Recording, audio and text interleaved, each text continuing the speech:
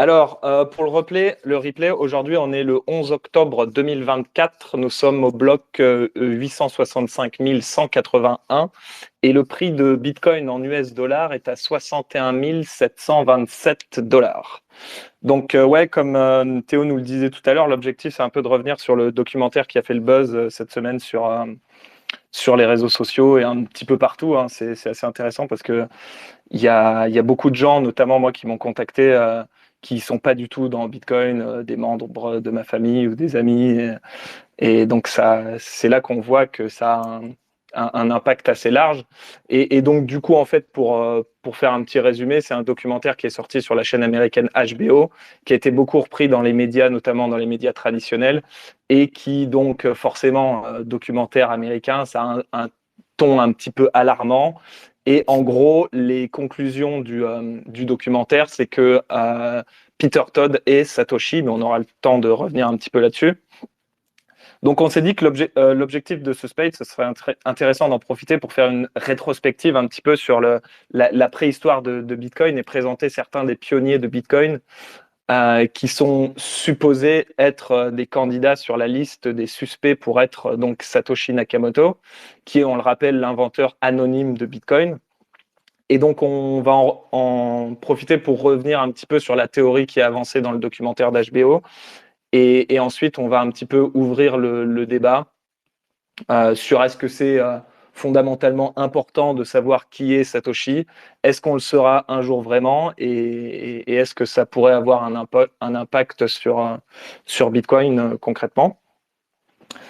Donc, du coup, on va attaquer avec notre suspect numéro 1, qui est souvent, c'est un nom qui revient énormément. C'est quelqu'un qui est un petit peu, qui est très connu dans la communauté Bitcoin. C'est presque même devenu un culte. C'est notre ami Hal Finney. Donc Hal Finney, pour le présenter brièvement, c'est un développeur informatique qui est né aux États-Unis en 1956. Donc lui, très tôt, il a eu un intérêt pour la cryptographie et c'est un membre respecté de la communauté des cypherpunks depuis les années 90. Donc il a notamment joué un rôle important dans le développement de PGP au début des années 90, qui est un protocole de chiffrement qui utilise la cryptographie à clé asymétrique pour assurer la confidentialité dans les envois d'emails. Et donc il est la première personne à avoir interagi avec Satoshi et à porter un petit peu de l'intérêt à Bitcoin dès que le white paper a été publié dans la mailing list Cypherpunk, donc fin 2008. Et donc, le 12 janvier 2009, il est la première personne à avoir reçu une transaction Bitcoin de 10 Bitcoins par Satoshi lui-même. Donc, il a beaucoup communiqué avec Satoshi au tout début de Bitcoin.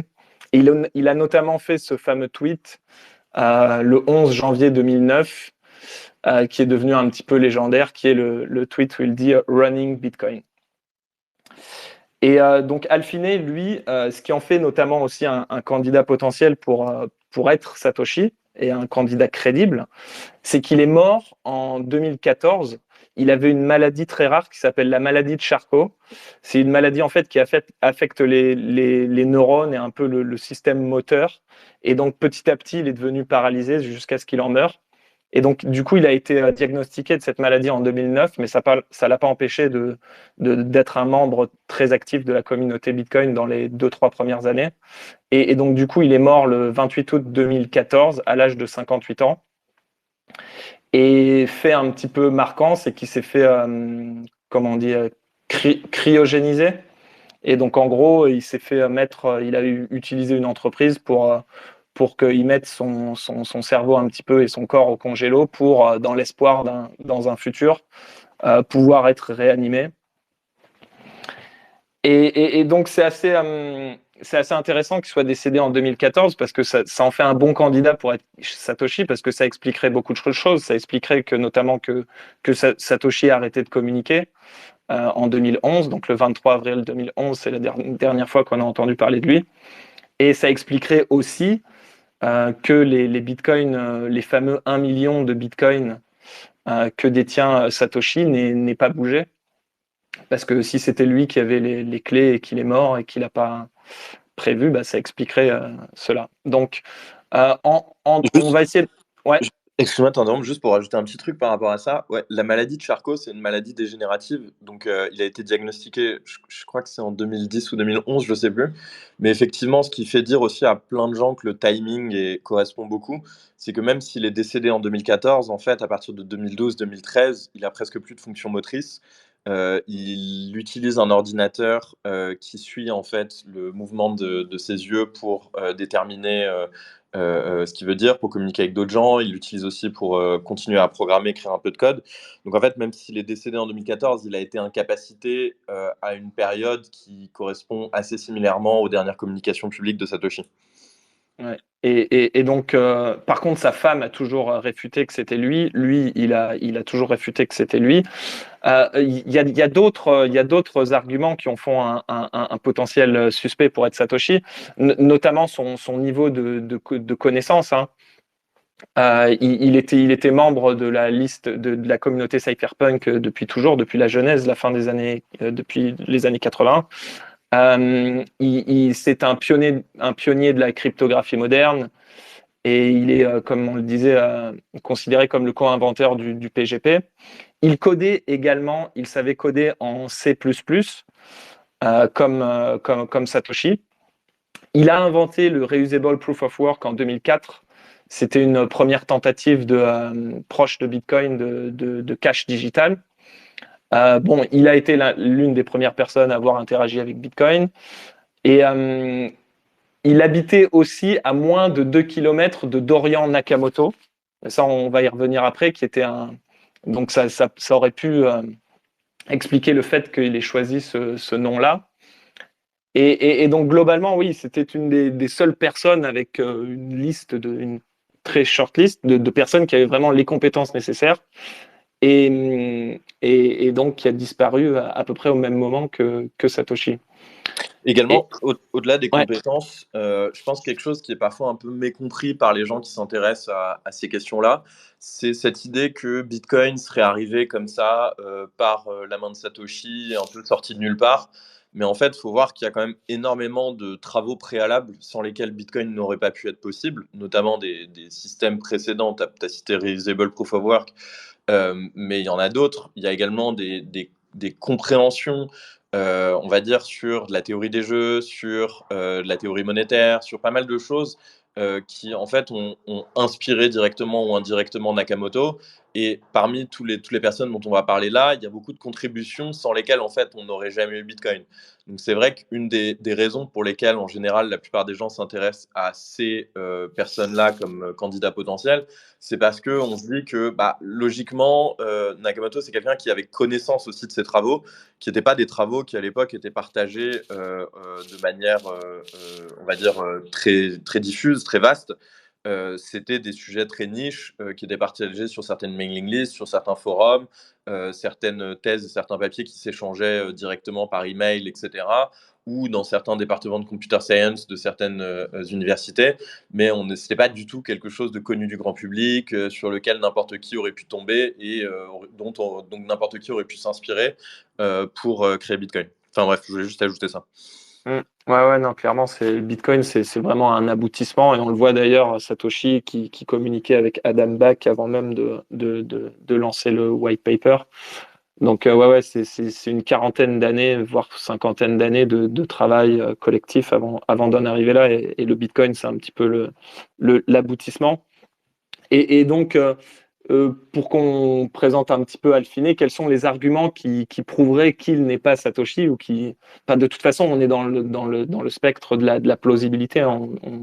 Il n'y a rien de sûr. Hein, ça pourrait être lui, tout comme ça pourrait ne pas être lui. Donc, premièrement, il aurait fallu qu'il soit quand même un petit peu schizophrène de gérer une double personnalité et de s'envoyer des mails comme ça sans jamais trop faire d'erreur. Il y a aussi le fait qu'il ait participé à un semi-marathon pendant que des messages de Satoshi étaient postés sur le forum Bitcoin Talk, qui était le forum sur lequel les premiers adopteurs de Bitcoin communiquaient. Donc là, c'était un petit peu un alibi, quoi. Vous m'entendez là? Ouais, on t'entend toujours. Ouais, pardon. Ok, excuse-moi. Il a aussi, il connaissait bien Adam Back parce qu'ils avaient déjà travaillé ensemble dans le passé.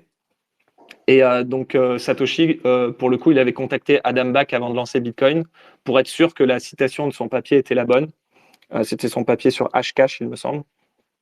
Et donc ça aurait été un petit peu bizarre que Satoshi, s'il était affiné, lui demande des précisions sur ce papier. Peut-être Il... peut-être également pour ajouter un argument contre aussi, qui moi me paraît être quasiment celui le plus convaincant, c'est le code en fait de la première version publique du client Bitcoin. La plupart des gens qui l'ont analysé à l'époque et même a posteriori sont tous d'accord pour dire que c'est pas la marque de quelqu'un qui est un développeur, qui a beaucoup d'expérience, énormément de bouteilles, comme c'est le cas de Alfinet, notamment parce qu'il y a certaines pratiques d'appel de fonction, de récursivité, etc., qui sont pas du tout standards et qui dénotent plutôt la patte de quelqu'un qui à la fois un esprit d'ingénieur logique, mais qui travaillait probablement dans l'université ou alors qui était physicien, c'est-à-dire des gens qui ont l'habitude d'écrire des maths, d'écrire du code sans être des mathématiciens à proprement parler, mais qui ne sont pas non plus des développeurs de métier qui travaillent depuis 30 ans tous les jours en C++, parce que sinon ils n'auraient pas du tout fait les choses comme ça. Et notamment, Alphine, lorsqu'il a commencé à travailler sur Bitcoin, il a corrigé énormément de choses dans le code de Nakamoto. Donc ce serait franchement particulièrement étonnant que Alphine ait créé, comme disait Géraud tout à l'heure, deux personnalités, une qui parle avec des petits anglicismes dans son orthographe, on va y revenir, et une qui parle comme le Alphine, plus un code qui serait un peu sloppy, qui correspondrait à quelqu'un qui a été formé à peu près à la même époque, compte tenu de la technologie utilisée et des pratiques de code utilisées, mais qui ne soit pas quelqu'un d'expérimenté, pour ensuite derrière corriger à sa sauce le code qu'il aurait publié. Enfin, ça fait, disons que ça fait un superbe roman de Stephen King, quoi, mais ça n'a pas l'air très très crédible. Ouais, clairement. D'ailleurs, apparemment, Satoshi utilisait Windows, il me semble. Ouais, Et lui, Alphine, pour le coup, enfin, tous les gens qui étaient autour de lui savaient que c'était un utilisateur de Mac. ouais, il a toujours tout fait sur Mac. Et d'ailleurs, Satoshi démontre dans certaines de ses premières communications qu'il n'a pas trop d'expérience sur le fait de coder des clients Mac, parce qu'il a demandé pas mal d'aide justement pour pouvoir créer un client Mac au début. Et effectivement, on sait qu'il bossait sur une machine Windows, alors qu'Alphine, c'était toujours Mac ou Linux, quoi. Donc ça, c'est un petit peu les arguments qui nous amèneraient à penser que Alphine n'est pas Satoshi Nakamoto. Il y a un petit fait assez marquant qui est lié à Alphine aussi, c'est le fameux buzz qu'il y a eu autour de Dorian Nakamoto. Donc Dorian Nakamoto, si vous tapez sur Google Images Satoshi Nakamoto, vous allez tomber sur lui. C'est cette espèce de personnage qui ressemble à un geek. Il a vraiment le profil parfait en termes de sa physionomie. Il est un petit peu asiatique, il est un peu âgé. C'est vraiment une belle incarnation pour Satoshi. Et je pense qu'in fine, dans l'histoire, ce sera ce visage-là qu'on retiendra quand on pensera à Satoshi Nakamoto. Et donc ce mec-là, en 2014, il était suspecté pour être Satoshi Nakamoto. Il y avait eu notamment un article très connu à l'époque dans un magazine qui s'appelait Newsweek aux États-Unis, qui avançait justement, c'était un petit peu pour faire le buzz, qu'ils avaient trouvé qui était Satoshi, et donc c'était ce mec-là. Et alors c'est vrai que sur le papier, il y avait pas mal d'arguments qui pouvaient faire penser que c'était Satoshi, notamment le fait qu'il vivait très proche de Alphine. Il vivait dans la même vallée aux États-Unis, en Californie, et c'était là d'ailleurs qu'il y avait beaucoup de cypherpunk. Il avait des compétences un petit peu techniques. C'était un informaticien, il travaillait un petit peu dans l'informatique. Il avait le nom qui matchait. Son nom complet, c'est Dorian Prentice Satoshi Nakamoto. Et donc, c'était super proche du pseudonyme de Satoshi. Et notamment, il avait fait des citations qui étaient un peu ambiguës, où notamment, il avait dit qu'il n'était plus impliqué dans Bitcoin. Mais apparemment, c'était des citations qui avaient été un peu sorties du contexte ou qui avaient été mal interprétées. Enfin bref, c'était quand même un petit peu fantasque, mais ça avait allumé les poudres et ça avait fait beaucoup de buzz à l'époque. Sachant Mais que, ouais, juste pour ajouter un truc avant que tu continues, faut comprendre que la manière dont tout ce bordel a démarré, en fait, il y a une journaliste de Newsweek qui a ouvert l'annuaire, qui a trouvé un mec qui s'appelait Satoshi Nakamoto et qui s'est dit: Ah, c'est lui.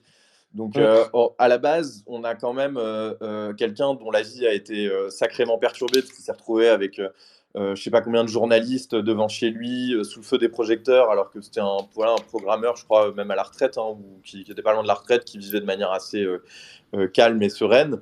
Et effectivement, il y a des journalistes qui ne connaissent rien à Bitcoin, qui ne comprennent rien à Bitcoin, et qui se sont dit, ah bah oui, il y a un type qui a pris toutes les précautions au monde pour se cacher derrière un pseudonyme, disparaître, identifier ses messages par des voies cryptographiques et tout. Mais si je cherche dans l'annuaire, je vais probablement le trouver, quoi. Ouais, c'est ça. Mais d'ailleurs, les photos de Dorian Nakamoto pas réveillé là qui sortent chez lui avec tous les journalistes, c'est assez popcorn. Je sais pas si vous les avez vus, mais tapez Bitcoin Home Dorian Nakamoto, vous allez bien rigoler. Et puis clairement, lui, il connaissait rien à Bitcoin. Il s'est retrouvé avec une horde de trolls online, de journalistes devant chez lui. Et donc lui, sa première interaction avec la communauté Bitcoin, c'était vraiment quelque chose de négatif. Et il a voulu, c'était vraiment un gars qui était. Enfin, il y avait aussi un aspect sur sa personnalité. C'était un gars qui était assez renfermé sur lui-même, qui était pas très social. Et du coup, lui, tout de suite, il a démenti. Il a dit non, c'est pas moi. Vous êtes des fous. Arrêtez. Et concrètement, à part le fait qu'il pouvait ressembler à l'incarnation de Satoshi, qu'il avait le même pseudonyme, enfin qu'il avait le même nom, il avait aucune compétence technique sur la cryptographie. Il avait un profil professionnel qui correspondait pas du tout.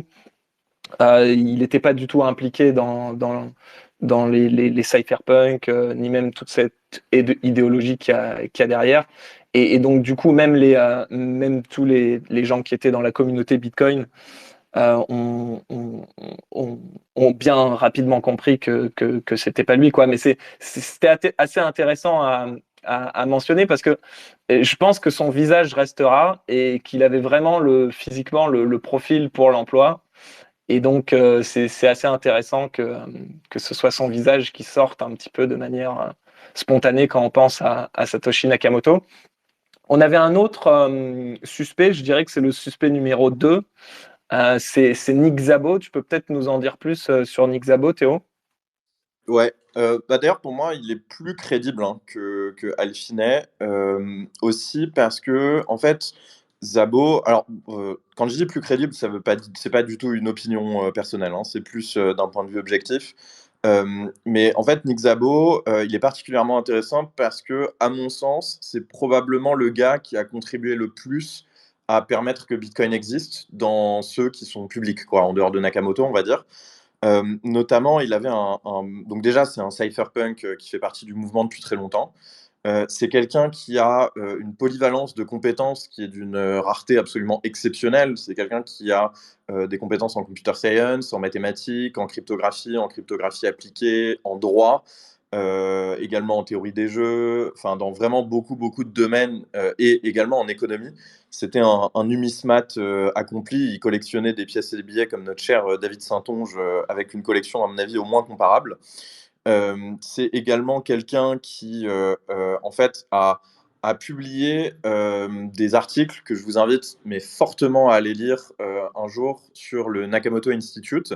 À la base, souvent, c'est des articles qui étaient publiés directement sur son blog, qui s'appelle Unenumerated, qui est toujours disponible, je crois. En tout cas, quand j'avais été voir la dernière fois, ça devait être en 2020, c'était encore disponible. Et il y a beaucoup d'articles, en fait, de Szabo qui posent des concepts qui sont fondamentaux dans ce qu'est Bitcoin, dans la manière dont ça a été pensé, et qui ont permis, à mon avis, de faire des choix de design qui sont bien pensés et qui, fort heureusement, ont permis à Bitcoin d'être aussi résilient et aussi robuste. Notamment, c'est le père du concept d'unforgeable costliness. Donc en français, on pourrait traduire par cherté infalsifiable. Donc ça, c'est un peu barbare comme formule, ça fait un peu bizarre en français. Mais en fait, tout ce que ça veut dire, c'est en fait l'idée de Szabo, c'est de dire entre guillemets, ce qui fait une bonne monnaie, c'est le fait que je peux avoir la garantie qu'elle va pas être facile à produire, qu'elle va pas être peu chère à produire, qu'au contraire, elle va être coûteuse à produire. Donc, on prend souvent l'exemple de l'or quand on essaie d'expliquer Bitcoin. Et Safe Dynamous a fait, je pense, un travail remarquable pour essayer d'expliquer pourquoi l'or s'était imposé plutôt que d'autres commodités comme monnaie par le passé.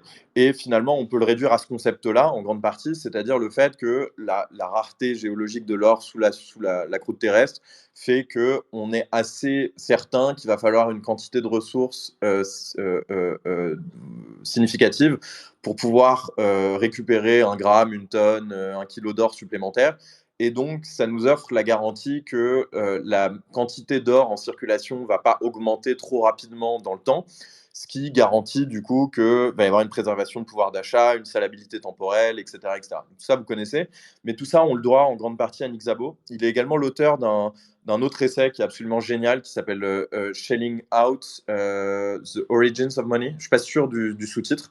En tout cas, ça s'appelle Shelling Out, dans lequel il va expliquer d'un point de vue théorie des jeux comment, enfin, à la fois par l'angle de la théorie des jeux et l'angle de l'anthropologie, en s'appuyant sur des recherches qui ont été effectuées par différents anthropologues sur des formes de proto-monnaie, sur des types d'échanges qu'on trouvait avant les premières civilisations, donc aux époques tribales, etc., pour essayer d'expliquer comment, en fait, quel problème en fait résout la monnaie, quel problème de coordination, quel problème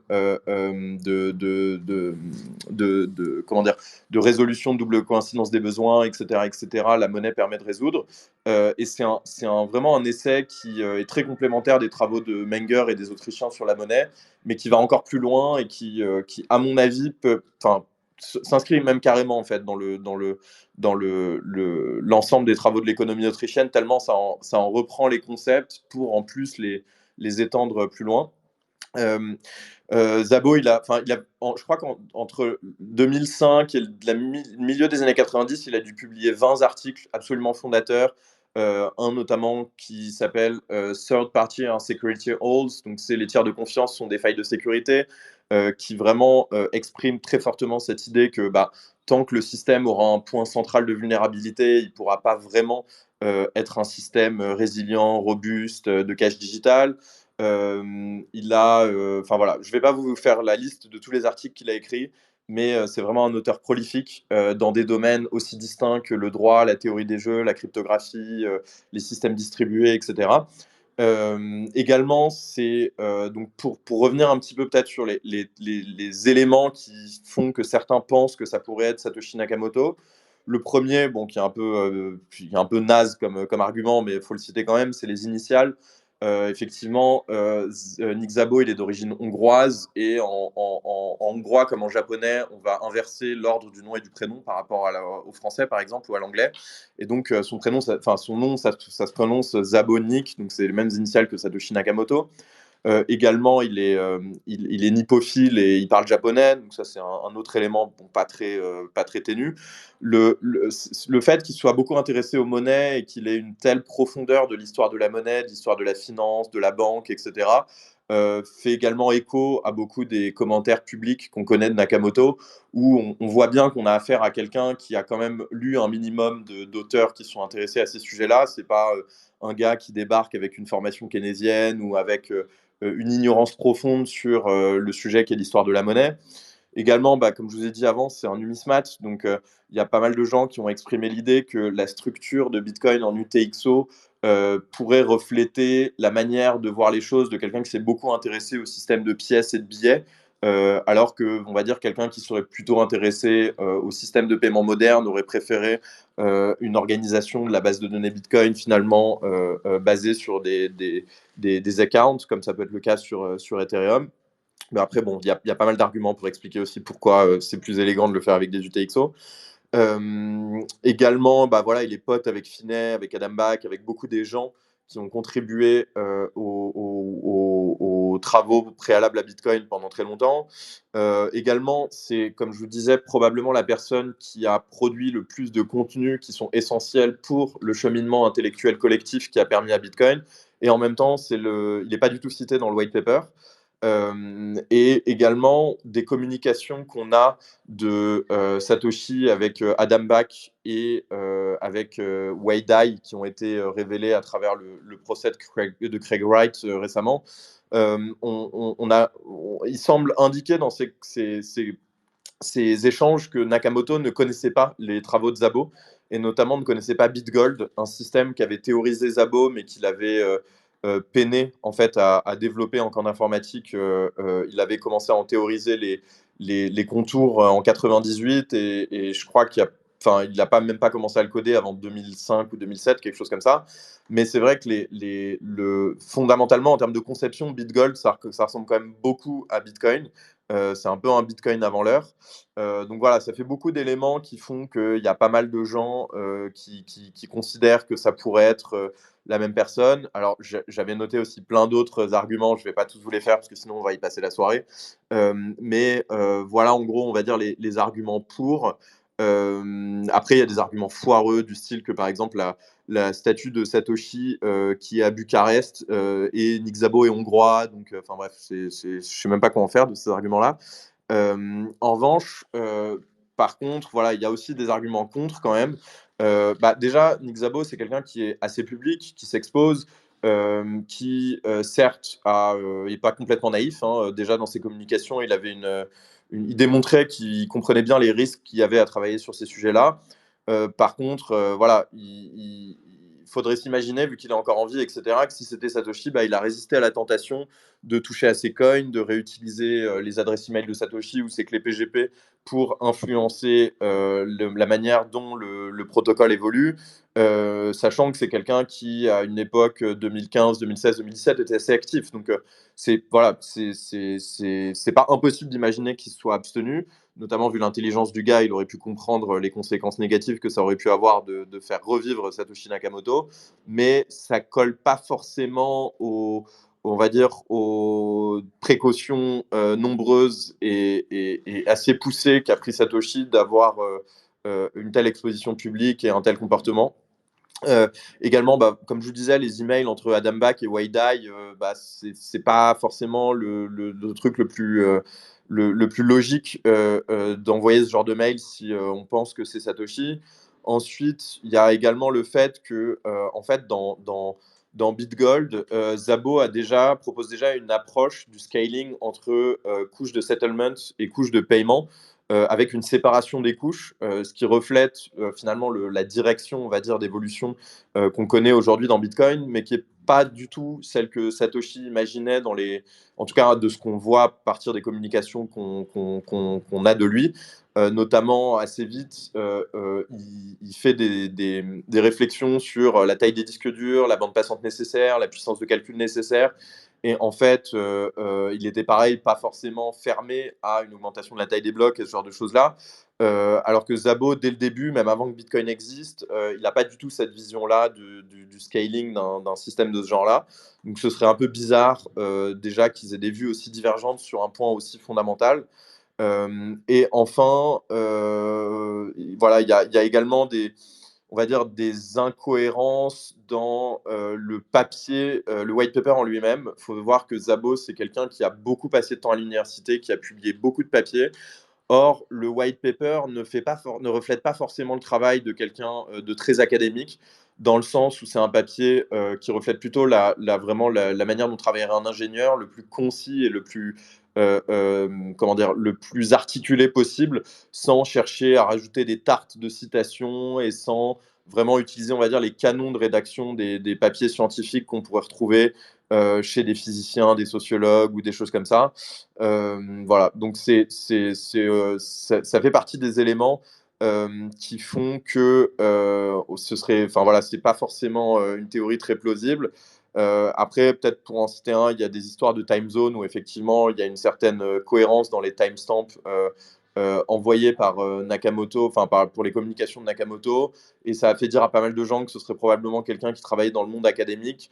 Notamment parce qu'il avait plus d'activités durant les vacances scolaires, plus d'activités après 17h, donc en général les fins de cours à l'université, etc. Maintenant, c'est vrai que quand on voit ce qu'a fait Szabo à cette époque-là, ses geeks de consulting, ses travaux, où est-ce qu'il vivait, etc., ça aurait impliqué une certaine gymnastique pour toujours essayer d'être actif à ce moment-là, alors que ça ne correspondait pas forcément à son activité personnelle.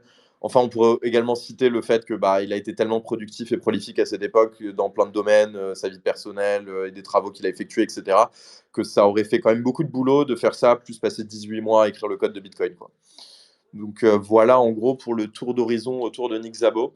Ah oui, également, il y a il y a un argument qui revient de temps en temps, qui est un peu foireux aussi, dans un podcast qu'il avait tourné sur le podcast de Tim Ferriss avec Naval Ravikant, un journaliste mogul, philosophe, penseur du monde de la tech, on va dire, de la Silicon Valley.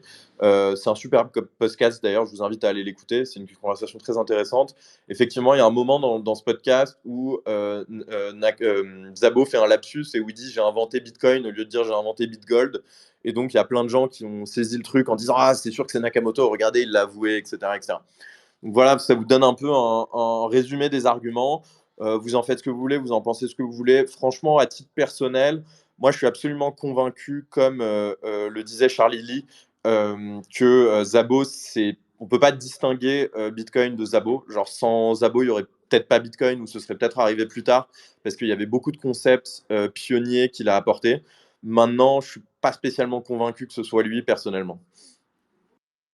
Ce qui est assez intéressant, c'est que dans le documentaire d'HBO, qui suit un petit peu Adam Back et Peter Todd, on les voit demander à Nick Szabo, il a totalement refusé de manière catégorique de leur donner une interview ou qu'il le filme.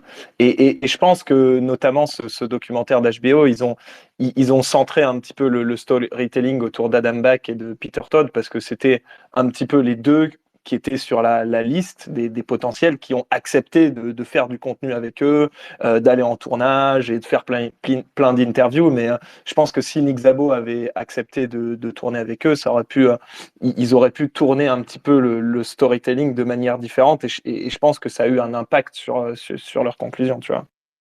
Ouais, après, c'est clair ça, mais faut voir que si le documentaire, enfin, moi, l'impression que j'ai eue, c'est que c'était un peu une publicity stunt de Samson, qui lui, pour le coup, du fait de ses activités, cherche à avoir beaucoup d'exposition. Szabo, c'est pas du tout sa personnalité, hein. Il passe très rarement sur des podcasts, on le voit de temps en temps à des conférences. D'ailleurs, je crois qu'il sera à Lugano bientôt, mais c'est assez rare. Et peut-être un dernier élément aussi que j'ai pas cité, Szabo, il a eu une époque où il n'était pas spécialement Bitcoin Maxi. Il a été notamment, il a pas mal poussé Ethereum dans mes souvenirs. Je ne sais pas si c'est très cohérent avec la vision de Satoshi, ça non plus, faut voir. Et voilà, bon après, c'est vrai que ça me frappe pas comme quelqu'un qui jouerait le jeu d'un documentaire putaclic comme ça en tout cas. Ouais, clairement. Et donc, du coup, en suspect, on a aussi un autre pionnier de la cryptographie qui s'appelle Len Sassman. Et alors, lui, pour le coup, il y a quelque chose d'assez troublant, c'est qu'il se serait suicidé quelques jours ou quelques semaines après la disparition de Satoshi, c'est ça? Ouais, alors lui, il est un peu moins connu. C'est un cryptographe, pareil, un petit génie voilà, qui traînait dans le même groupe de cypherpunk et qui échangeait beaucoup avec eux, qui a beaucoup participé à tout l'effort de création des remailers, donc qui sont en fait voilà, on va dire des technologies de relais d'email dont les fondements en termes de design ont probablement beaucoup inspiré Bitcoin, vu la similitude par rapport au réseau de propagation des blocs et au réseau pair à pair de Bitcoin.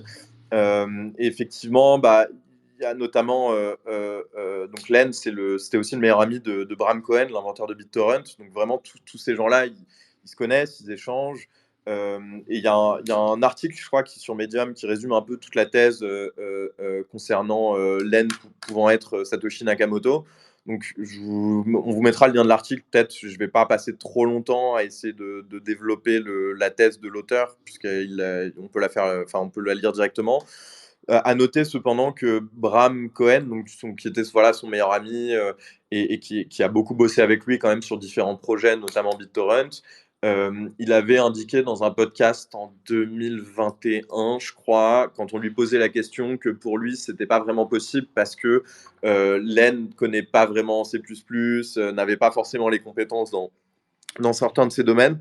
Après, c'est vrai qu'il y a aussi des choses qui vont dans le sens de dire que c'est plausible, comme bah, voilà, ses compétences, à la fois sur la finance, la monnaie, l'histoire de la monnaie, compétences techniques, système distribué, remailer, cryptographie, etc. Également, bah, voilà, comme disait GG, le timing entre son suicide et la disparition dans la vie publique de Satoshi Nakamoto. Le fait qu'à l'époque, lui était en Belgique, qui travaillait pour une université là-bas. Donc encore une fois, pour revenir à ce que je disais avant, ça colle avec les timestamps qu'on a et l'activité en ligne de Nakamoto. Également le fait que, à titre d'hommage, certains bitcoiners dont j'ai oublié le nom ont inscrit assez tôt dans l'histoire de Bitcoin son portrait en ICI art dans la blockchain Bitcoin. Après, c'est pas un bon argument, ça je trouve, parce que vu son implication dans le mouvement cypherpunk et ses contributions à tous ces sujets-là, il méritait largement d'avoir ce genre d'hommage. Et donc, il n'y a pas de raison enfin, il n'y a pas besoin d'être Satoshi pour vouloir lui donner ce genre d'hommage. Après, il y a d'autres petits arguments comme le fait que, par exemple, dans les communications, Satoshi il utilise plutôt l'euro comme exemple que le dollar ou d'autres monnaies ou le pound. Et comme je disais, Len, il était en Belgique, donc ça pourrait être une sorte de réflexe mental assez logique. Également, le titre du Times qui est dans le bloc de Genèse, c'était un titrage papier du Times qui était donc un journal britannique et qui n'était disponible dans cette version-là que sur le continent européen et en Angleterre, au Royaume-Uni, pardon. Donc ça a indiqué, enfin ça a mené certaines personnes à dire bah voilà c'est un élément de plus parce que fallait bien que ce soit quelqu'un qui soit dans cette zone-là pour mettre ce titre de presse-là plutôt que quelque chose qui concerne la Fed par exemple dans le bloc de Genèse. Ensuite il y a également les similitudes donc linguistiques et sémantiques, le fait qu'il utilise un anglais qui est plus britannique qu'américain. Bon ça moi je sais pas trop quoi en faire de ces arguments-là parce que je suis pas linguiste, c'est pas mon dada. Également, par contre, dans les arguments contre, comme pour Alfinet, Len, il a toujours travaillé sous Mac ou sous Linux et pas sous Windows. Donc, ce serait très bizarre, notamment si vous êtes utilisateur de Linux ou de Mac, vous savez à quel point c'est pénible de retourner sous Windows. Donc, je vois pas très bien. Enfin, je pense que ça, c'est des arguments contre qui sont assez forts parce que c'est assez bizarre quand on a l'habitude de développer sur un certain système d'exploitation, de changer complètement de système d'exploitation pour attaquer un projet aussi pharaonique que quelque chose comme Bitcoin. Également, il y a pas mal de tweets de Len avant qu'il se suicide où il est assez critique à l'égard de Bitcoin et où il utilise des orthographes un peu bizarres. Il écrit en 2 mots, il met un C majuscule à coin, des trucs comme ça. Et enfin, un dernier argument contre qui, moi, me semble assez important, même si c'est pas celui qu'on retrouve le plus souvent, c'est que du coup, Len, en fait, il s'est suicidé parce qu'il était dépressif. Il était dépressif depuis la jeune adolescence et il avait donc des troubles dépressifs très lourds. Et voilà, pour avoir déjà interagi avec des gens qui ont les mêmes pathologies, c'est parfois des individus qui sont parfaitement brillants, mais ça les dispose assez mal à mener des projets de ce type-là en isolement, où ils sont dans le secret, ils doivent travailler tout seuls, etc. etc.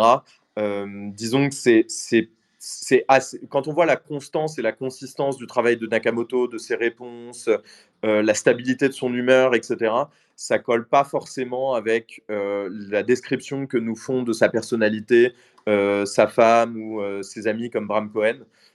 Donc voilà en gros pour l'explication de qui est Len Sazaman, de ses contributions et de pourquoi certains pensent que ça aurait pu être Satoshi Nakamoto. Ok, cool. Et alors pour info, il s'est suicidé 3 mois après le dernier message de Satoshi. On peut peut-être couvrir un petit peu Adam Back et après on s'attaquera donc au protagoniste du documentaire qui est Peter Todd. Du coup, Adam Back, lui, t'en penses quoi? Je sais pas, j'ai l'impression de faire des petits tunnels là. Je vois qu'il y a Gilou qui nous a rejoint. Est-ce que tu as des choses à nous dire sur Adam Back, Gilou, ou tu veux que je m'y colle? Ouais, si tu veux, je peux en parler un peu. Après, j'ai pas forcément, on va dire, une liste exhaustive de pourquoi ce serait Adam Back ou pourquoi ce serait pas Adam Back. Mais bon, il y a pas mal de points assez évidents qui font que on est à peu près sûr que c'est pas Adam Back. Le premier, c'est les communications qui ont été révélées récemment ou même après, hein, entre Adam Back et Satoshi Nakamoto. Où voilà, en fait, après, bon, Satoshi peut être complètement schizo et se parler à lui-même, c'est possible. Hein. Il y a pas mal de gens qui font ça avec des alts sur Twitter, mais pour ce qui est de Adam Back, on voit déjà que lui, en fait, évidemment, il est brillant, il a inventé Hashcash et tout, preuve de travail, il y a aucun souci sur sa capacité à pouvoir inventer forcément un truc qui est comme Bitcoin.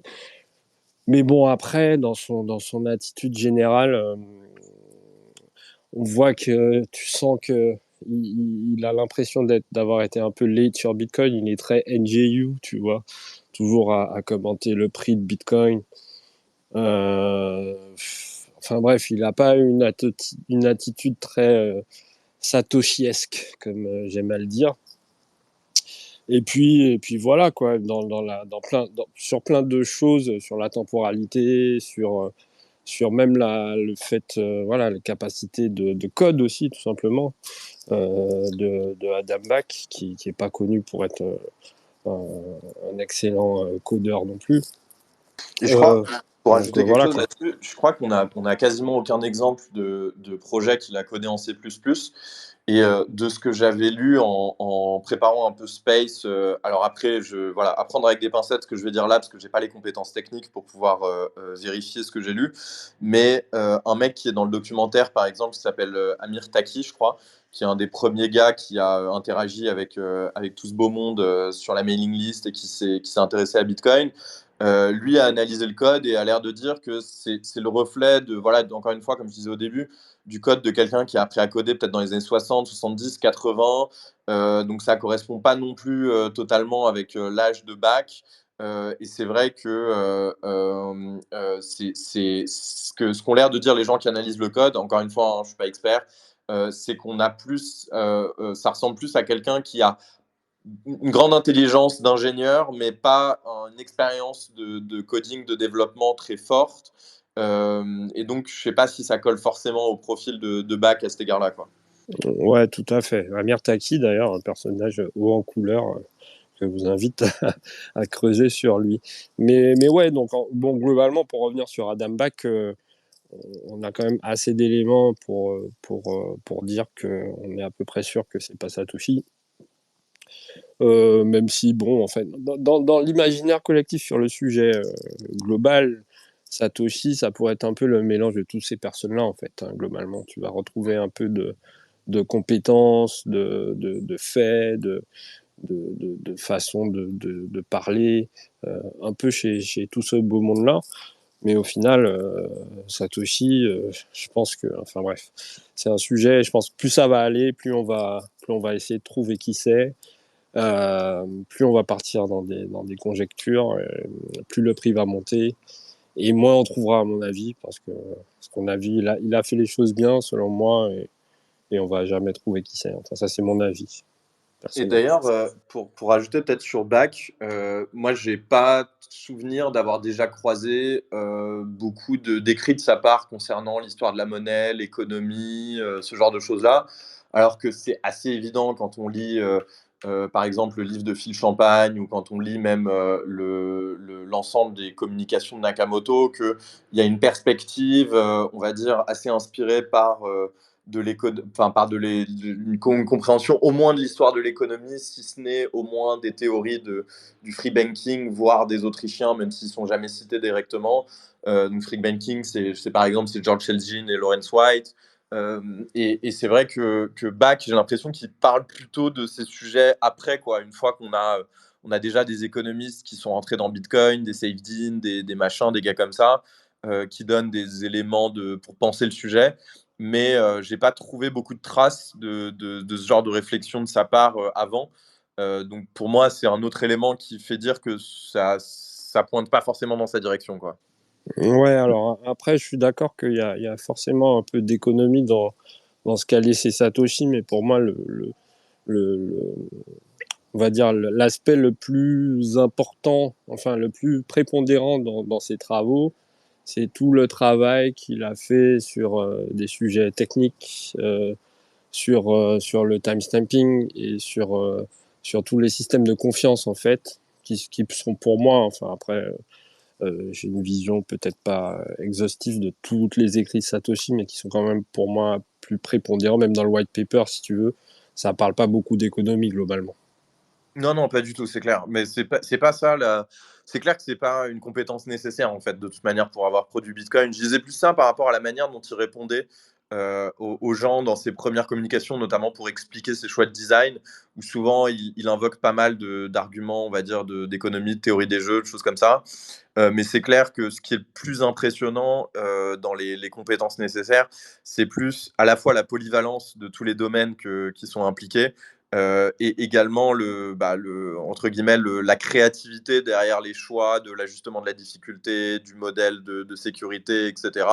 D'ailleurs, la plupart des gars dont on a parlé là, que ce soit Alfinet, que ce soit Adam Back, etc., Adam Back, je crois qu'à de nombreuses reprises, il a dit que a posteriori, lui, il avait inventé Hashcash et il avait déjà imaginé que le proof of work, comme Alfinet l'avait imaginé, pourrait être utilisé pour créer justement la fameuse cherté prouvable de Nick Szabo et donc un système de cache digital. Par contre, il n'y en a pas un qui a eu l'idée de l'ajustement de la difficulté. Et effectivement, quand on regarde le truc a posteriori, ça a l'air évident, mais avoir cette idée-là pour résoudre le problème, ça demande quand même je sais pas, une créativité, une agilité d'esprit assez impressionnante, quoi. Ouais, tout à fait. Surtout que pour moi, c'est vraiment le vrai génie, là, c'est l'algo d'ajustement de difficulté. Et on en revient toujours à cette histoire de temps, quoi, en fait. Hein. Ouais, je suis assez d'accord avec ce que tu dis. C'est assez intéressant aussi de savoir que ces emails d'entre Satoshi et Adam Back, Adam Back voulait les garder secrets parce qu'il voulait garder un petit peu l'anonymat de Satoshi, et Satoshi lui avait pas autorisé à publier ces emails qui étaient destinés juste à lui. Et donc c'est Craig Wright, le mec de BSV, qui se faisait le grand scammer, qui se faisait passer pour Satoshi Nakamoto et qui mettait un petit peu, qui portait plainte contre tout le monde et qui amenait tout le monde en procès. Et donc au procès, Adam Back a été un petit peu obligé de publier ces emails. Et donc du coup, Craig Wright nous aura quand même un petit peu servi à quelque chose sur ce volet-là, même si la méthode était un peu douteuse. Après, il y a un autre truc aussi qui me vient en tête, un argument qu'on a oublié de citer, et qui concerne surtout Szabo et Back, enfin plutôt un contre-argument d'ailleurs, qui, en fait, pour moi, je sais pas, si je me mets à leur place, et surtout, enfin, c'est des gens absolument brillants. Une bonne manière de cacher les traces, c'est de participer aux premières discussions autour de Bitcoin, surtout que ils sont dans la mailing list, ils sont dans les mêmes cercles, donc ils sont forcément au courant qu'il y a ces discussions-là. Et le fait que Szabo et Back n'aient pas laissé trop de traces et pas vraiment participé à ces débats-là, etc., ou alors peut-être sur des pseudonymes et en cachant leurs traces et tout, si je suis Satoshi, moi j'aurais plutôt tendance à essayer de montrer ma présence personnelle pour essayer de brouiller les pistes et de vraiment distinguer entre moi et l'avatar que j'ai créé, et pas rester dans l'ombre pour sortir du bois comme c'est le cas de Back en 2012-2013, ou Szabo qui va parler de Bitcoin mais plus sur son blog, etc. Enfin, c'est un peu bizarre comme manière de faire. Si vous essayez de vous cacher, c'est peut-être plus intelligent de brouiller les pistes comme ça, quoi. Ouais, par rapport à ce que tu as dit, GG, sur Craig Wright, c'est super intéressant de voir qu'un mec comme Craig Wright, qui est un mythomane invétéré, a réussi quand même à faire croire à toute une flopée de gens qu'il était Satoshi. Ça prouve bien que voilà, le sujet est compliqué et que même si on veut nous faire croire qu'on a trouvé telle ou telle preuve, au final, ce sera très dur d'y croire. Le seul truc possible, à la limite, c'est vas-y, signe-moi un truc avec la clé du Genesis Block, quoi. Voilà, c'est ça serait la preuve irréfutable, quoi. Exactement ce qu'on a demandé à Craig Wright pendant longtemps et qu'il a été incapable de produire, évidemment. Et d'ailleurs, vous pensez qu'il y a vraiment des gens qui y croyaient à Craig White, ou c'était vraiment juste des NG boys, si, moi Roger Ver notamment. Non, mais pas que Roger Ver. Gavin Andresen, il était persuadé que Craig Wright. Ouais, mais Gavin Andresen, il était un peu concon. Enfin, il est un peu concon. Mais après, moi, le mec qui m'a fait découvrir Bitcoin en 2013, il est devenu BSV Believer, quoi. Donc, c'est pour te dire que. Parce que est-ce que c'est pas parce qu'il croyait au narratif comme quoi Bitcoin non, il croyait que Satoshi pour payer un café. Alors, il était d'accord avec ça aussi, évidemment. Forcément, il était d'accord aussi au fait que Bitcoin devait respecter la loi. Enfin, tout le bullshit que Craig Wright balançait, mais il était surtout OK avec la croyance de dire que Craig Wright est Satoshi Nakamoto, quoi. Donc ça, c'est voilà, c'est le principe des gourous, quoi. Ils arrivent à hypnotiser les gens et pour je ne sais quelle raison, ils perdent toute raison et ils partent dans leurs croyances. Donc voilà. Et puis lui, C'est il s'est aussi, bien fait gouroutisé en plus, parce que derrière, ça a été gouroutisation par Vitalik, et ensuite, il nous a fait Polkadot ou une connerie comme ça, non Tu Donc, parles de qui là? de Gavin. Ah non, tu confonds là. On parlait de Gavin Andresen qui était le mainteneur de Bitcoin Core. Et là, tu parles de Gavin Wood qui est le Ah oui, cofondateur de tout à fait, tout à Ethereum. fait. C'est deux Gavin différents. Les deux sont Tout à fait. cons, mais c'est pas les mêmes. Merci pour mais la pause. pour revenir sur Craig Wright aussi, il s'était plus ou moins associé avec Calvin Harris, qui était un multimilliardaire qui avait fait fortune dans le Calvin gambling Ayre. en ligne. Calvin Ayre qui Pardon, avait excuse-moi. créé Bodog, une salle de poker en ligne, et qui est Exactement. devenu milliardaire. Et pour le coup, ils avaient aussi arrosé pas mal de gens. Je pense que Kevin Pham, tous ces mecs-là, ils avaient un petit peu reçu de l'argent de ces gars-là. Ils les avaient employés, ils leur avaient donné du fric. Et ça avait aussi, je pense, participé un petit peu à propager cette idée. Ouais. Ouais, enfin, c'est toute cette histoire-là, elle est très compliquée.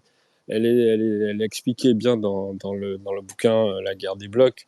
Mais en fait, on sait qu'à la base, c'était juste Jian Wu qui avait un avantage sur ses ASIC et qui voulait pas de Segwit et du coup qui a essayé de mener Eli Roth-Jarver. Enfin, il les a complètement couillonnés hein, avec les histoires de gros blocs et tout. Mais en fait, c'était juste qu'il voulait pas Segwit à la base pour ses ASIC. Et derrière, c'est parti un peu en sucette. Ils sont un peu battus entre eux, BCH, BSV. Enfin, tout ça, c'est un film. Hein.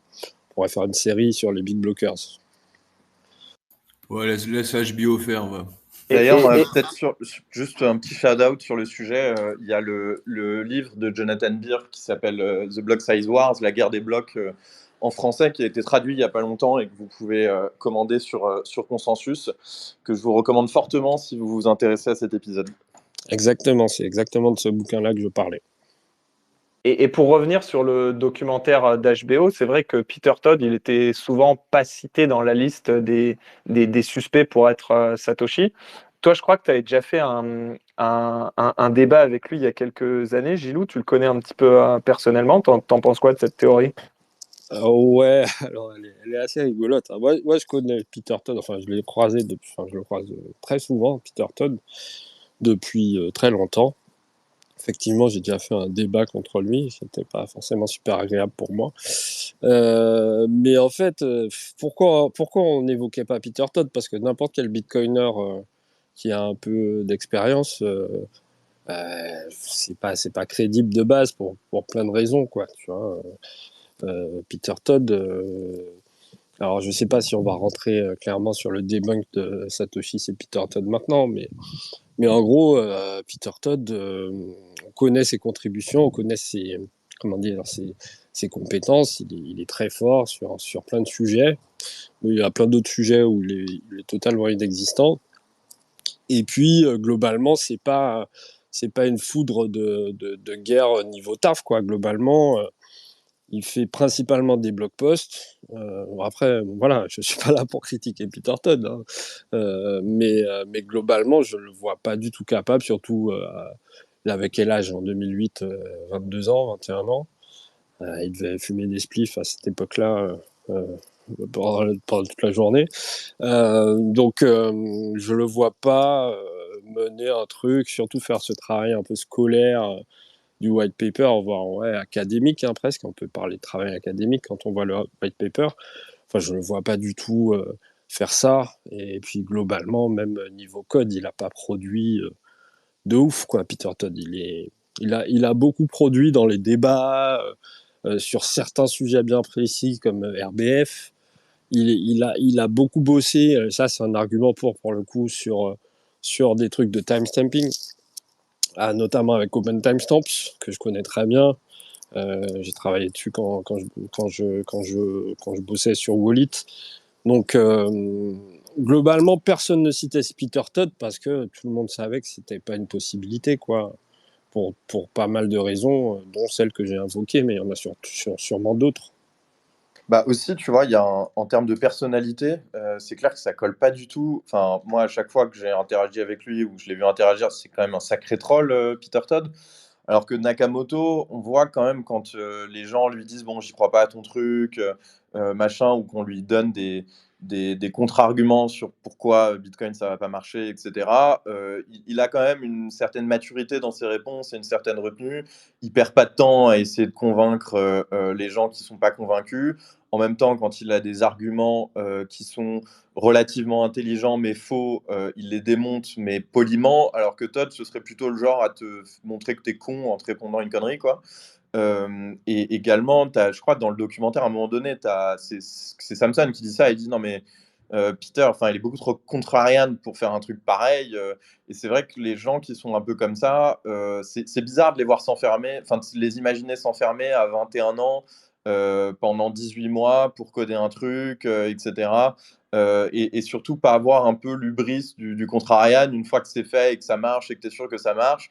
Les gens qui viennent te dire ouais non mais ça c'est pas bien, ça c'est ceci, ça c'est cela. Enfin je vois pas trop Todd réagir comme ça dans cette situation, quoi.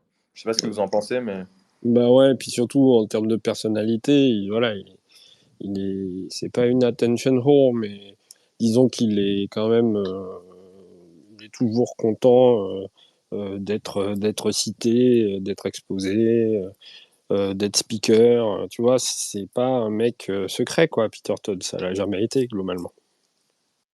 C'est un personnage qui est très haut en couleur. Il a des positionnements politiques qui sont hyper extrêmes. Limite, il appelle au génocide des Russes et des Palestiniens. Il est super, super engagé sur ces sujets-là. J'avoue que si c'était vraiment lui, Satoshi, ce qui n'est sûrement pas le cas, ce serait un petit peu embêtant. Et qu'est-ce que vous répondez, les gars? Ah, il y a beaucoup de gens qui disent oui, Bitcoin, c'est la CIA, c'est le gouvernement américain. Comment est-ce qu'on pourrait débunk ça une fois pour toutes de manière un petit peu limpide, quoi? Tu peux pas prouver que Pas c'est de pas le cas, mobile. parce que pour prouver enfin tu peux pas prouver un négatif. La seule manière de le faire, ce serait de prouver de prouver l'identité réelle de Nakamoto et d'arriver à montrer d'une manière ou d'une autre qu'il a aucun lien avec tout ça. Mais encore une fois, on n'a pas envie d'en arriver là, parce que je pense que c'est un peu ça la conclusion à laquelle on voulait arriver avec cette discussion aussi, c'est qu'en fait, on osef de savoir qui c'est Nakamoto, on n'en a rien à foutre. Une des grandes forces de Bitcoin, c'est justement le fait que c'est une immaculée conception, qu'il s'est effacé pour permettre à ce que le réseau se développe sans son influence et puisse avoir la plus grande neutralité possible. Donc finalement, c'est mieux quelque part si le mystère plane et si on garde toujours l'image de ce bon vieux Satoshi Darian Nakamoto à titre de mème et de troll, en fait, quasiment, pour essayer de faire comprendre aux newbies que le sujet, c'est pas ça, quoi. Ouais, clairement. De toute façon, si on sait qui c'est, quoi qu'il soit, on ira lui chercher des trucs, que ce soit ses positionnements politiques ou je sais pas, on ira lui chercher des noises et ça enlève un petit peu de la sacralité à Bitcoin et c'est aussi un vecteur d'attaque. Et il y a des gens aussi qui disent, comme Jack Mallers par exemple, que Bitcoin n'a pas été inventé, Bitcoin a été trouvé comme une matière première un petit peu et qu'on se soucie pas de savoir qui est-ce qui a inventé l'or, l'argent, le pétrole ou l'eau, quoi. Ou la roue. Il dit, ouais, découvert, en fait, il dit. Ouais, je suis assez d'accord avec ça, mais après, moi, je suis pas forcément d'accord sur le fait que, imaginons, admettons, on sait qui c'est Satoshi Nakamoto. Alors oui, on va le faire chier, oui, voilà. Mais est-ce que c'est réellement un vecteur d'attaque globalement? Je suis pas sûr, parce que En termes d'image, principalement, on peut prendre l'exemple d'Ethereum, quand on est peut-être des méchants trolls, mais quand on voit Vitalik sur scène dans un costume en train de chanter, en termes d'image, c'est pas fou, quoi. Après, non, techniquement, ça changerait rien, effectivement. oui, Ouais, et puis voilà. en termes d'image, on pourrait lui coller une fausse image façon PsyOps dont les services secrets ont le secret, en lui créant un historique vrai ou faux de pédophile, de je sais pas quoi, de nazi, de ce que vous voulez, pour essayer de connoter négativement la jeunesse de Bitcoin. Et franchement, vu le nombre de PNJ qu'il y a dans le monde aujourd'hui, ce serait assez efficace, hein. Ouais, mais est-ce que ça empêcherait Bitcoin de produire un bloc toutes les 10 minutes? Je suis pas sûr globalement. En gros, ce que je veux dire, c'est que oui, alors en termes d'image, voilà, ça peut. Mais tu vois, une différence avec Vitalik, tu vois, par exemple. Je trouve que dans la gouvernance d'Ethereum, la voix de Vitalik a beaucoup de poids. C'est-à-dire que si Vitalik ouvre sa gueule et dit je suis pas d'accord avec cette EIP, c'est de la merde, jamais le IP il va passer. Là, même si on trouve qui c'est Satoshi, ça m'étonnerait qu'ils reviennent et qu'ils disent ouais, mais on va faire ce hard fork dans Bitcoin Core, tu vois. Enfin, je vois pas. Et même si ça arrivait, si tu veux, je pense qu'il y aurait assez de gardiens du temple Ouais. pour que ça passe pas à crème, quoi, tu vois. Donc il y a le fait d'être une figure influente, voilà, d'un protocole comme Vitalik sur Ethereum. Mais Satoshi, si tu prends Bitcoin Core et les lignes de code, aujourd'hui, il a quoi? Il a 0,2% du code. Parce que Ouais, tout a changé. C'est plus lui qui a codé Bitcoin Core. Donc, clairement. Et d'ailleurs, voilà quoi. pour ajouter quelque chose dans le même sens, quand on voit, je me suis un peu replongé dans tout ça là récemment, par exemple les visions qu'il avait à la fois pour le scaling de Bitcoin sur certains sujets. Il fait des références à des concepts hein, comme le merge mining, comme certains types de marchés qu'on pourrait développer sur Bitcoin, etc. Et c'est vrai que, bon, après, bien sûr que voilà, s'il existe encore et s'il est encore en vie, sa pensée, sa vision des choses a pu évoluer avec le temps. Mais quand on voit les contributions de certains core développeurs ou on va dire certaines personnes influentes dans la pensée autour de Bitcoin, je suis même pas sûr qu'ils seraient encore totalement d'actualité, quoi, dans le sens où il y a beaucoup de trucs où en fait les gens qui ont apporté leur pierre à l'édifice par la suite ont fait beaucoup mieux que ce qu'il aurait pu faire si jamais il avait suivi ses propres idées à la base, quoi. Ouais, c'est un bon. C'est un coup, il a essayé de revenir, on l'a pris pour un shitcoiner. Quand il a essayé de revenir, il est reparti, hein. Ah, si ça se trouve, ouais. Non, mais en fait, c'est un très bon point. Satoshi s'est trompé sur pas mal de points. Satoshi n'était pas parfait, hein. Personne n'est parfait. Donc, et il y a des trucs qui ont été envisagés par Satoshi qui ne sont pas passés comme prévu. Mais ça, c'est tout à fait normal. Je veux dire, c'est encore heureux, j'ai envie de dire. Sinon, ce serait un peu flippant, quoi. Ce serait Dieu, le mec, tu vois. D'ailleurs, c'est assez Pour ouvrir un peu, intéressant. vous pensez qu'il est mort ou vous pensez qu'il est encore en vie et qu'il arrive à se cacher? Parce que je trouve que c'est vraiment incroyable de tenir toutes ces années. Il a vraiment un mental de fou s'il est pas mort. Peut-être qu'il Ouais, a perdu les clés ou qu'il s'est saboté et qu'il s'est dit de toute façon il faut pas que j'y touche et Mm. qu'il a saboté ses clés. Mais juste pour revenir vite fait sur le documentaire d'HBO, je trouve qu'il y a un ton qui est un petit peu dramatique, un petit peu hollywoodien et qui revient sur ce poncif.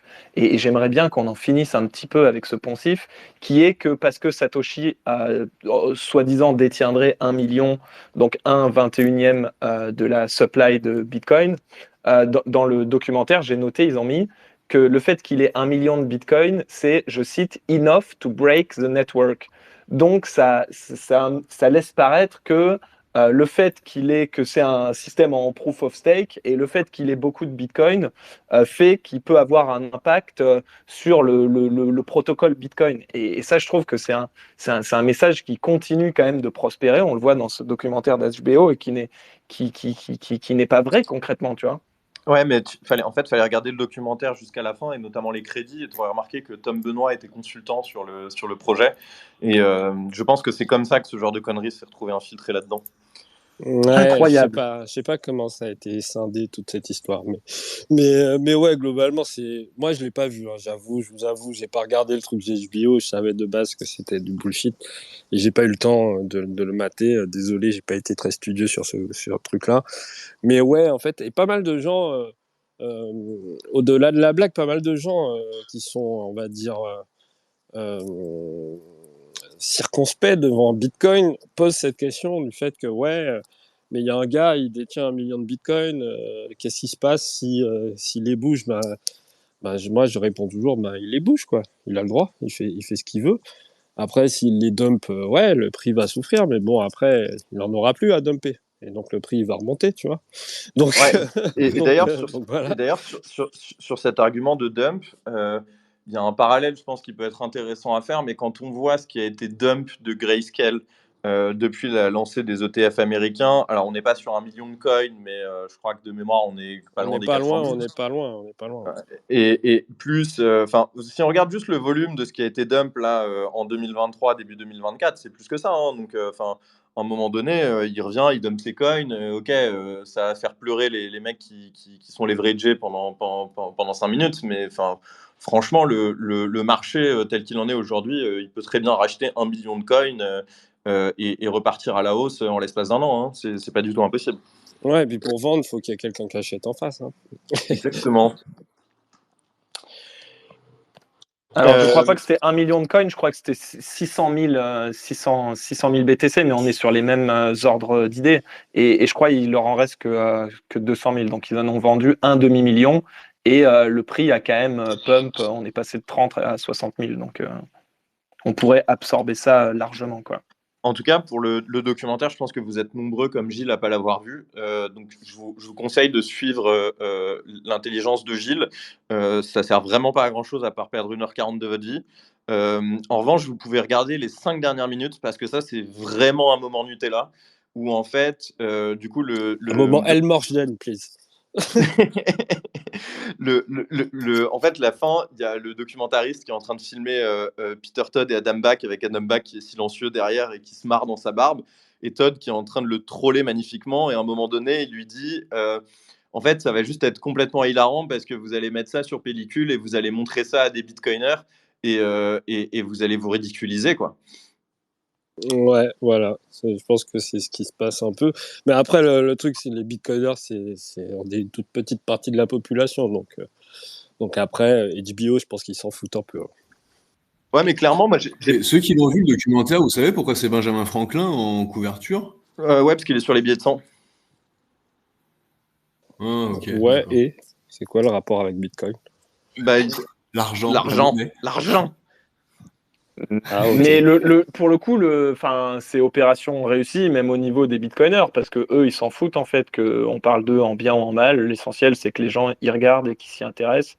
Et pour le coup, c'est une opération qui a bien fonctionné, hein. Même au niveau des normies et au niveau des gens qui s'intéressent pas à Bitcoin. Moi, je suis allé chez mes parents hier. Le premier truc que ma mère elle me dit, c'est est-ce que tu connais Peter Dodd? Et en fait, elle avait lu un article là-dessus, tu vois. Elle a presque j'ai vu 70 un ans. article dans le Figaro dessus. Qui est ce Peter Todd, le supposé Satoshi Nakamoto? Mais ouais, mais après, c'est la fameuse technique, le syndrome Paul Benoît, quoi. Enfin, voilà, tu génères de l'attention, tu génères lire des bitcoiners, donc ça fait plein de tweets, plein de réactions, et puis du coup, ça déborde dans la presse, et puis du coup, t'as opération réussie, quoi. C'est classique, quoi. Est-ce que ça vous dit qu'on ouvre un petit peu cette discussion à l'audience pour ceux qui veulent poser des questions ou intervenir, revenir sur des choses qu'on a dites Ouais, carrément. Ouais, carrément. Alors, j'ai essayé de faire monter Marius. Je ne sais pas s'il peut parler. Je vais aller chercher mon deuxième téléphone parce que je suis en mode multi-stream là pour être sur mes deux comptes et je vais essayer de l'ajouter. et comme par hasard, c'est les Iraniens qui sont censurés. Hein.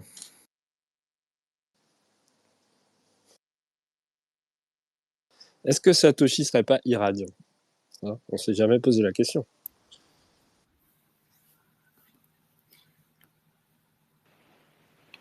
J'ai l'impression que Marius est en ligne. Non, ça y est, je le vois en intervenant. Moi. Mais par Khoda Hafez, mon cher. Marius, as-tu du cœur? Ça, c'est une rêve de vieux, hein, désolé. Du coup, j'ai fait monter aussi Aimé, qui avait demandé la parole. Du coup, s'il veut intervenir. Ça va? Ah, Aimé. Ça va. Tu m'as toujours bloqué, frérot. Hein. J'attends que tu me débloques. Ah oui, j'avoue, t'apparais comme bloqué. Mais je t'entends quand même, c'est bizarre. Mais ouais, t'es bloqué, frère. Moi, j'ai deux remarques. La numéro 1, c'est que, à mon avis, vous faites trop les bitcoiners, genre, c'est pas grave si ça peut suivre les bitcoins. Franchement, je pense que ça détruirait l'histoire originelle. Je pense que Bitcoin, en fait, il est unique par sa conception. Mais si un jour le créateur vient et qu'en fait, c'est un gros fils de pute qui donne ses bitcoins, je pense que ça mettrait en fait finalement Bitcoin au même niveau que les autres cryptocurrencies. Donc, je pense que ce serait, au-delà de l'effet sur le marché, je pense que ce sera un gros problème. au niveau simplement de l'histoire et du coin. Et deuxièmement, pour la deuxième remarque, c'est pour moi que le documentaire, finalement, je pense pas que Super 1h40, personnellement, j'ai trouvé que la conclusion était bidon, mais tu vois plein d'acteurs du Bitcoin, c'est assez bien filmé. Tu vois des mecs, ça fait toujours plaisir de les revoir. Tu vois Amir Taki, tu vois tout le monde, quoi. Du coup, pour ceux qui ne les connaissent pas personnellement ou qui ne voient pas à quoi ils ressemblent ni comment ils parlent, je trouvais ça assez cool. Je trouve que c'est mon délire. Peter Todd, finalement, il est un peu moins autiste que ce que je croyais. Il est assez plaisant à écouter, il est rigolo. Donc, franchement, moi, j'ai passé au final un excellent moment à regarder le documentaire, même si journaliste, effectivement, sa conclusion était vraiment pétée. Et d'ailleurs, pour l'anecdote, Aimé, tu étais là à Lightning Conférence 2019 à Berlin, où on était dans ce fameux bar mythique avec Peter Todd, justement. Ouais, c'était ouf. C'était rigolo. On buvait des bières. Ah ouais, t'étais là, et Aimé, ouais, il était là. Il était là, je m'en souviens très bien. Moi, j'ai pas fait beaucoup de conférences en pensant Bitcoin. Mais t'étais à celle-là qui, pour moi, était la meilleure, en fait, que j'ai faite. ever. La meilleure que j'ai faite. Pour moi, c'est la meilleure ever. Elle était trop bien. Franchement, c'était très, très bien.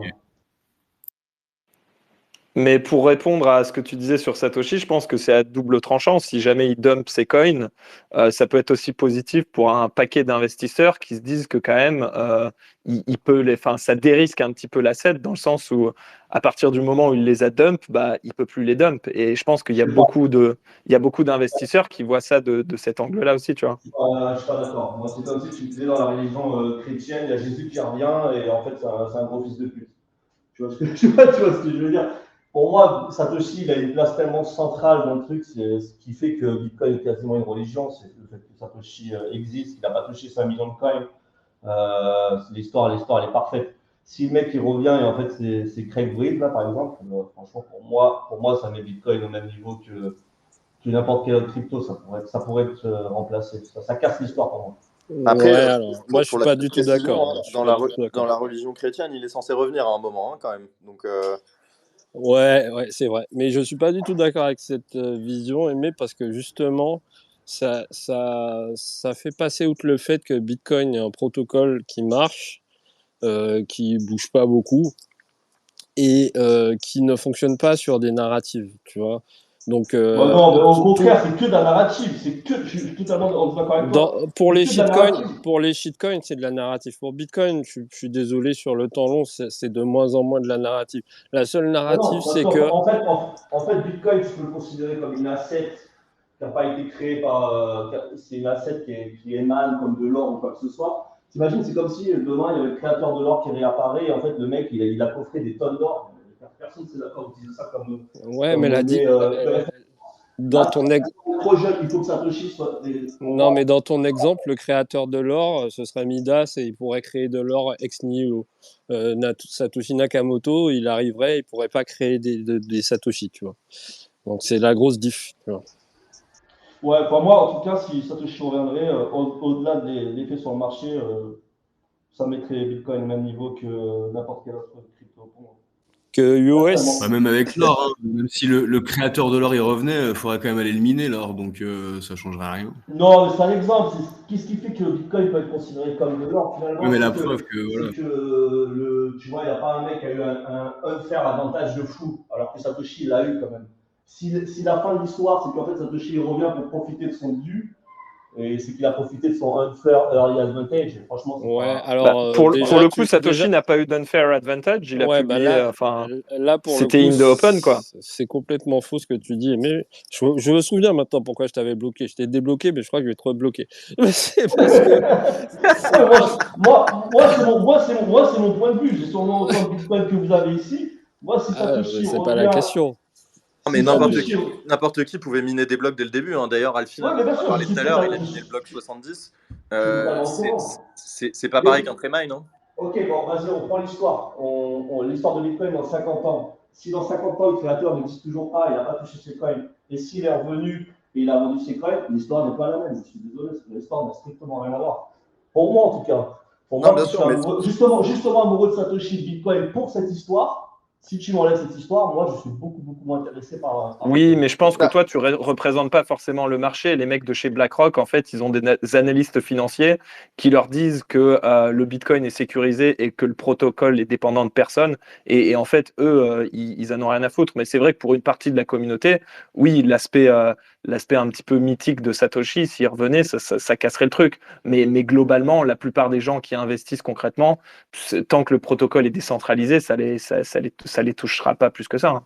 Et j'ai envie de dire, si en tant que Bitcoiner, on reste toujours avec cette optique-là, un peu religieuse, cette croyance de la pureté d'un Satoshi impalpable, et qu'on se penche pas réellement sur la réalité du protocole, ben on risque pas justement d'apprécier Bitcoin à sa juste valeur.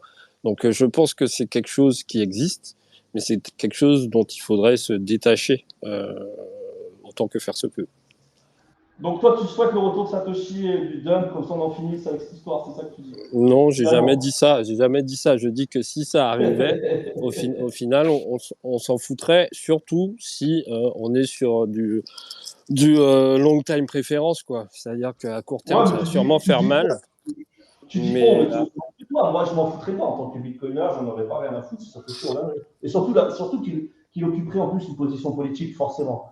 Alors il va deux pour secret, mais on sait qu'il est. Non, mais peut-être, mais il n'aurait pas de position sur le protocole. C'est ça ma question. Je pense qu'on a fait le tour. On a fait le tour de l'argument, les gars. Marius, est-ce que tu es parmi nous cette fois-ci? Salut. Est-ce que vous m'entendez? Yes, on t'entend. Super, désolé, j'ai eu un petit problème de micro. Et par contre, Théo, t'as fait une petite erreur. Tu m'as dit au revoir au lieu de bonjour, mais c'est pas grave. Ah non, c'était pas une erreur. La preuve, tu t'es barré. C'est vrai. Mais du coup, je voulais réagir à ce que tu disais, Théo, un peu plus tôt. Tu disais que le plus logique pour Satoshi, ce serait de réagir tôt à la publication de Bitcoin. Et moi, au contraire, je pense que le plus logique, ce serait que juste il n'en parle pas du tout et que jamais il en parle sous sa vraie identité. Donc pour moi, toutes les théories, à partir du moment où on pointe quelqu'un avec son nom de naissance, je trouve que ça n'a pas de sens. Parce que, c'est pas, pour moi, ça fait pas de sens que Satoshi ait créé une identité pour créer Bitcoin. Puis ensuite, il disparaît et il revient sous sa vraie identité pour dev quelque chose ou pour participer à la communauté. Ouais, non, mais en fait, ce que je disais, c'était surtout qu'au moment où, si tu veux, il a publié le code, il a publié le white paper, etc., il y a deux grands absents, en fait, c'est Bach et Szabo, dans tous les gens qu'on a cités, et la plupart des gens qui sont les usual suspects. Et je ne parle pas du fait de contribuer forcément, etc., mais même, par exemple, pour essayer de brouiller tes pistes, c'est peut-être un peu mieux si tu évites de disparaître comme ça au moment où on commence à en parler, et ou au contraire, tu montres que tu n'es pas favorable, que tu ne comprends pas, enfin, tu vois. C'est surtout que les gars dont on parle, notamment Bach et Szabo, ils ont contribué ensuite, hein, et pas qu'un peu. Donc c'est pas comme s'ils avaient fait le choix de toujours rester en retrait. Par contre, voilà, moi ce que je dis, mais c'est personnel, hein, d'un point de vue stratégique, si j'avais été Satoshi et si j'avais été dans les pompes de Bach ou Szabo, oui, j'aurais interagi avec ma persona, avec mon identité réelle pour essayer de brouiller les pistes. C'est plus ça que je voulais dire. Mais tu peux aussi, je suis d'accord avec toi, hein, tu peux aussi te dire non, je disparais à jamais et je reste, je mets le maximum de distance entre d'autres questions peut-être mon identité et ça. Ouais, pour moi, c'est ce qui fait le plus de sens. Peut-être qu'il y a un petit bug, je crois que Gilles, tu t'entendais plus, Théo, parce qu'il continue à. Ah ouais, c'est ça, j'ai perdu Théo. Je crois qu'on a David aussi qui est monté sur scène. Hey, salut tout le monde, ça va? Salut David, le plus français des Québécois. Oui, tout à fait. Je voulais juste intervenir très rapidement, mentionner que mon pote Oda Ladu, qui est présent, mentionnait dans un chat qu'on a que les fameux coins, 1 million de coins de Satoshi, on sait qu'ils ont été envoyés à des adresses dont on connaît la clé publique, en fait.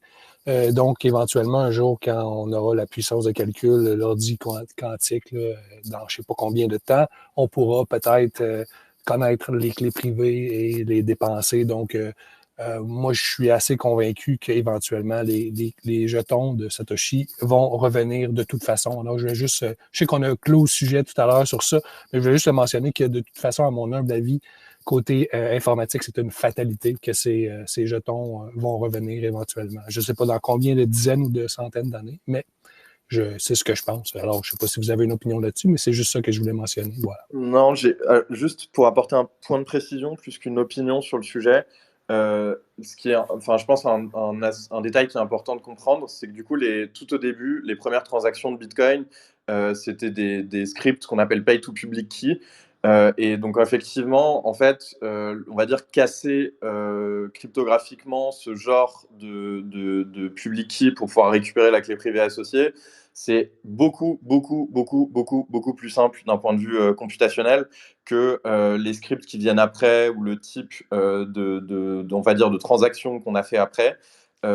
Et donc, même si, parce que derrière, on a rajouté en fait des tours de RIPMD et de SHA, et donc, même si on avait des ordinateurs quantiques, parce que je sais que c'est un sujet de FUD qui revient souvent, en fait, il n'y a pas non plus une quantité d'adresses énorme qui serait vulnérable parce que casser des pay to public, des pay to des To public key. Hein? En fait, celles de Satoshi qui sont cassables, c'est les pay to public key au lieu de pay to public key hash. Donc donc en fait, oui, les coins de Satoshi seraient les premiers volés, quoi, clairement par un ordinateur quantique. Mais voilà. C'est un gros bug bounty. Et pour ajouter un petit peu de contexte, hein, l'arrivée de l'ordinateur quantique, d'après ce que les professionnels disent, c'est quoi? C'est une cinquantaine d'années, 60, 70 ans, entre 50 et 100 ans, c'est ça? Ça arrive, normalement, je crois que c'est à peu près la même date que l'équilibre du budget français. Ah, on a de la marge. On a de la marge, alors. Ouais, c'est impossible de mettre une date, en fait, GG, pour répondre à ta question. En fait, on n'en sait rien. C'est ça la réponse.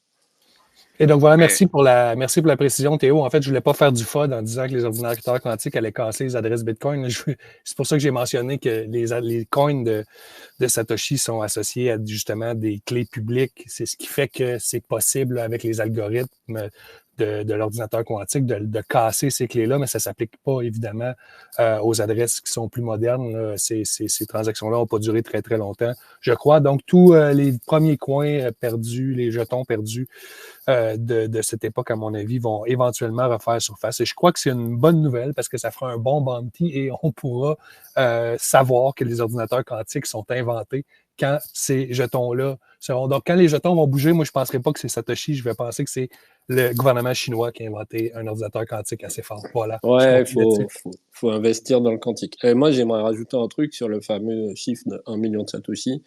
C'est que c'est un guess, une supposition, mais qu'en fait, on n'est pas sûr du tout du chiffre exact.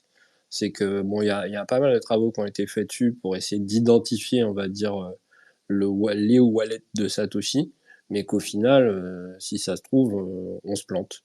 Donc, ça se trouve, c'est plus, ça se trouve, c'est moins. En fait, c'est pas une science exacte. C'est ça que je voulais dire. Après, pour la majorité des blocs en question, moi j'avais trouvé un argument que je trouve quand même assez convaincant. C'est qu'effectivement, au début, quand il minait Satoshi, en fait, il faisait exprès d'éteindre ses machines régulièrement pour pas faire augmenter la difficulté trop vite et pour pas que les écarts entre les blocs arrivent trop vite, notamment quand il était seul miner.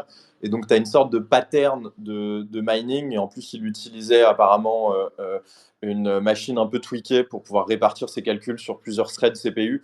Donc, il y a une certaine trace, on va dire, en tout cas, d'une signature d'activité caractéristique. Et vu que ça commence dès le début du réseau, bah, c'est assez logique que ce soit lui. Après, je sais pas, j'ai pas forcément lu des contre-arguments pour contrebalancer. Non, mais ça marche beaucoup sur les premières semaines, les premiers mois, mais là, ce que je dis, c'est pour après, sur toute la première année, en fait. Okay. Plus on avance dans le temps, plus c'est des conjectures, on va dire. Ouais, donc en fait, il pourrait y avoir plein de blocs qui ont été minés par des types. On suppose que c'est Satoshi parce que c'est early, mais en fait, on sait juste pas qui c'est, quoi. C'est ça que tu veux dire? Non, c'est-à-dire qu'il y a une proba forte que ce soit lui, mais c'est une proba. Voilà, okay. C'est ça que je veux dire. Mais d'ailleurs, c'est assez intéressant parce que je parlais de ça l'autre jour, mais en fait, on dit que Satoshi n'a jamais touché à ses coins, qu'il ne les a jamais dépensés, qu'il est assis sur un trésor de guerre, mais il aurait pu tout aussi très bien miner un petit peu après ou sur ou acheter quand ça valait quelques centimes. Et Satoshi aurait pu très bien ne pas toucher à ces coins-là et devenir multimillionnaire, voire milliardaire, en acquérant Bitcoin un petit peu de manière un peu détournée, sans toucher à ces blocs qu'il avait minés vraiment dans les premières semaines ou dans les premiers mois. Et donc ça, c'est aussi largement possible que Satoshi soit devenu très riche grâce à Bitcoin, qu'il ait dépensé une bonne partie de ses Bitcoins, mais qu'il n'ait pas touché à ces 1 million qui sont identifiés comme étant de Satoshi, parce que lui, du coup, forcément, on sait quels sont ces coins-là, donc c'est largement possible aussi, quoi. Effectivement, Satoshi peut très bien avoir acheté des bitcoins KYC sur Mt. Gox à 2 dollars et les avoir revendus à 30 000 dollars après, on n'en sait rien. Et peut-être pour conclure, avant de terminer, qu'est-ce que vous pensez, vous les gars, des théories comme quoi Satoshi ne serait pas un individu, mais ce serait plutôt un groupe de personnes? Non, moi je suis pas du tout convaincu de ça, notamment parce que il y a trop de cohérence entre le white paper, ses messages, le code, etc. Et enfin, tu sais, je sais pas comment dire, mais vous connaissez la phrase de Churchill, genre un dromadaire, c'est un cheval dessiné par un comité. En général, pour ce genre de projet ou ce genre de choses-là, c'est quand même plus facile d'avoir une vision unifiée et de travailler seul, quoi. Puis il y a toujours une balance quand tu as plusieurs. Ouais, Vous êtes pas des... Quelqu'un. Vous croyez pas en la démocratie, les gars. Vous n'êtes pas des démocrates. Putain, merde. Et on n'a pas parlé de la possibilité que Satoshi soit une femme. Arrête, s'il te plaît, arrête. Oh, moi, à la limite, je veux bien discuter Peter Todd, quoi, mais... Ok, super. Bah, sur ces belles paroles, les gars, Satoshi is female. Je pense qu'on continuera à faire des spaces un petit peu de manière régulière. Donc, n'hésitez pas à suivre le compte de Bull Bitcoin et le compte de tous les intervenants, ainsi que ceux qui ont posé des questions. Et puis, bah, continuez à stacker. Et puis, on se revoit très vite.